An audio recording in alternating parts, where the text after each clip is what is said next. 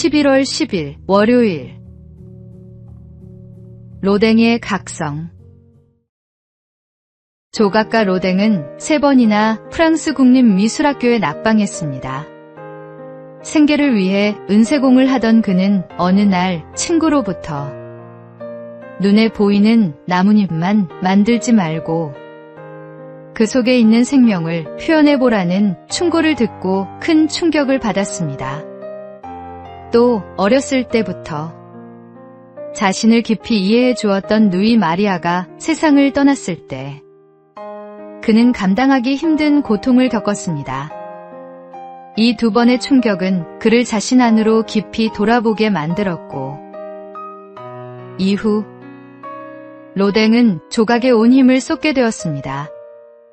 정신적인 고통에서 벗어나려던 그는 오히려 그림과 조각에 대한 열정을 더욱 불태웠고 마침내 세계적인 거장이 되었습니다. 우리의 삶도 그렇습니다. 평안할 때에는 마음을 잊고 눈에 보이는 것에만 매달리기 쉽지만 시련은 우리를 멈추게 하고 내면을 바라보게 만듭니다. 고통 속에서 우리는 더욱 단단해지고 새로운 길을 찾게 됩니다. 그리고 무엇보다 우리 마음을 어루만지시고 새 힘을 주시는 분, 하나님이 계시기에 우리는 어떤 고통도 넘어설 수 있습니다. 그러므로 오늘의 아픔도 언젠가 감사의 토양이 되어 더 깊은 삶의 열매로 이어질 것을 믿으십시오. 오늘의 말씀. 우리가 환난 중에도 즐거워하나니 이는 환난은 인내를, 인내는 연단을, 연단은 소망을 이루는 줄 알미로다. 오늘의 만나. 고난은 때로 우리 내면의 진정한 가치를 발견하게 하는 하나님의 도구입니다.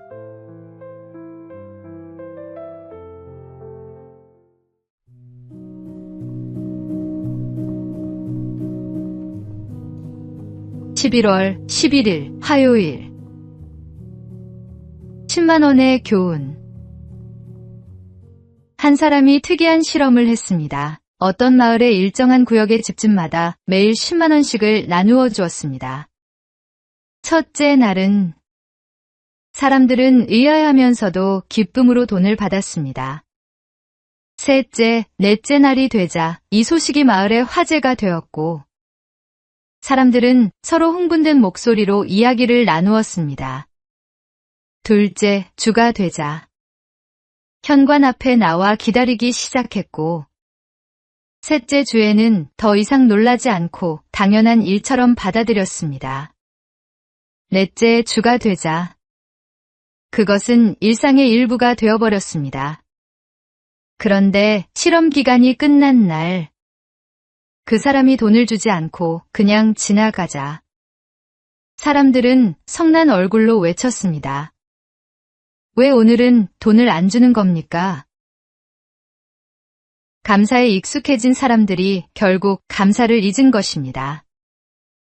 사실 우리의 삶에도 비슷한 모습이 있습니다.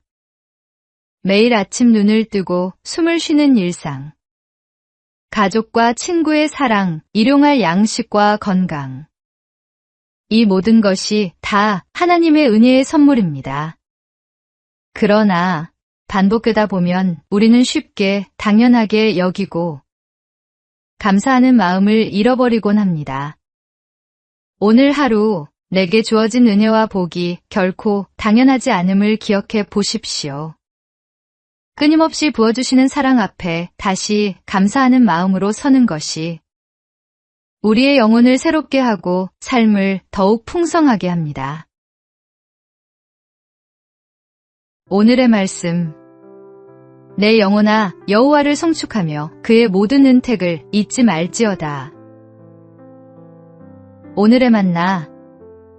날마다 주시는 하나님의 은혜를 당연하게 여기지 말고 새롭게 감사하는 마음을 회복합시다.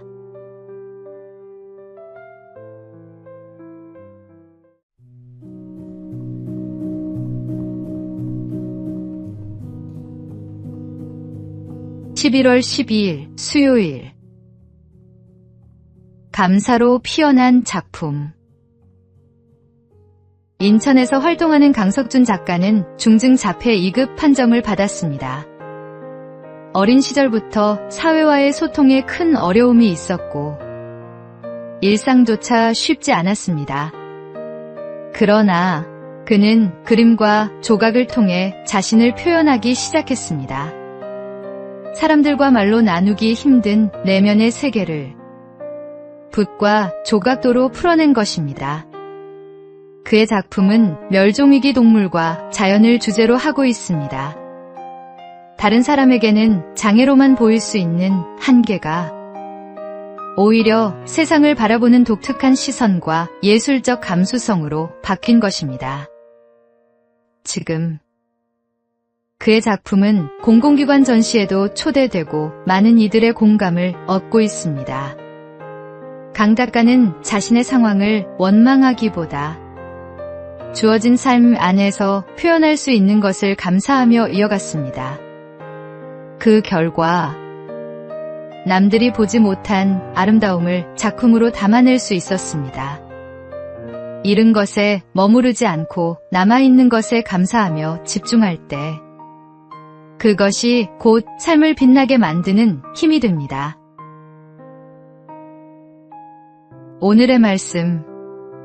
비록 무화과 나무가 무성하지 못하며 나는 여호와로 말미암아 즐거워하며 나의 구원의 하나님으로 말미암아 기뻐하리로다. 오늘의 만나. 잃은 것을 헤아리기보다 남아있는 것에 감사할 때 삶은 새로운 빛을 냅니다. 오늘도 주신 은혜를 기억하며 감사의 문과 창을 달아 마음을 밝히십시오.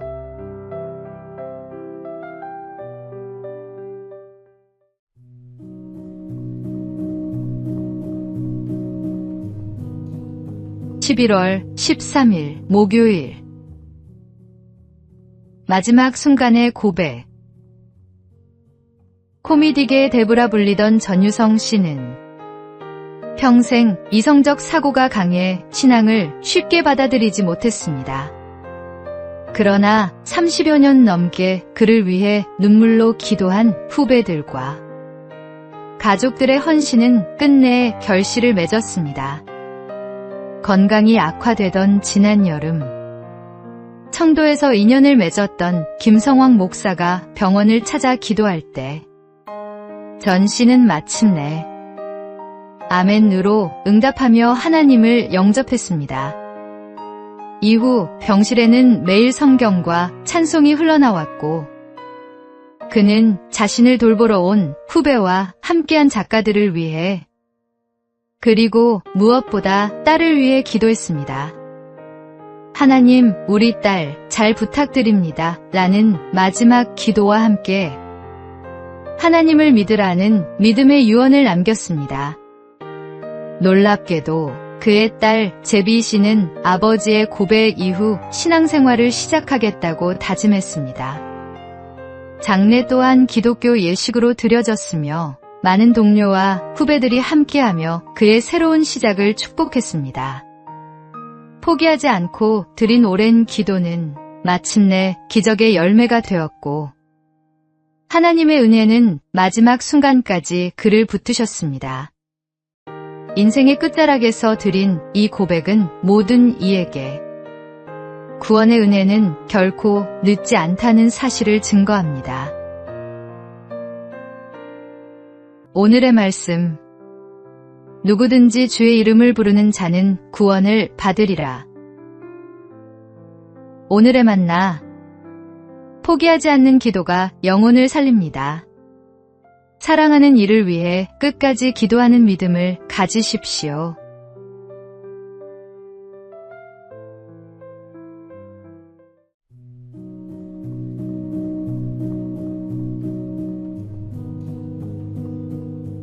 (11월 14일) 금요일. 감사의 편지. 오늘은 가을숲의 빈 벤치에 앉아 새 소리를 들으며 흰 구름을 바라봅니다. 한여름 불볕같이 달아오른 내 마음을 서늘한 바람에 식히며 잠시 앉아있을 수 있는 이 시간들을 감사합니다. 이혜인의 감사 편지에 담긴 고백입니다. 집 앞마당 대추나무에 주렁주렁 열린 열매와 그 꼭대기에서 올려지는 참새들의 맑은 노래. 바람에 흔들려도 흩어지지 않는 그 소리를 들으며 함께 노래하던 순간은 그 자체로 하나님이 주신 선물이었습니다.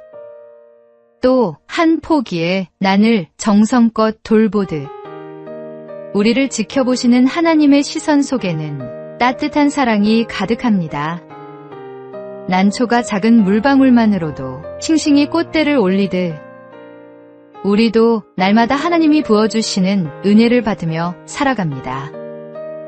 아침에 눈을 뜨며 하나님께 인사드리고 맑은 눈으로 하루를 바라보는 것, 그것이 곧 감사의 편지가 됩니다.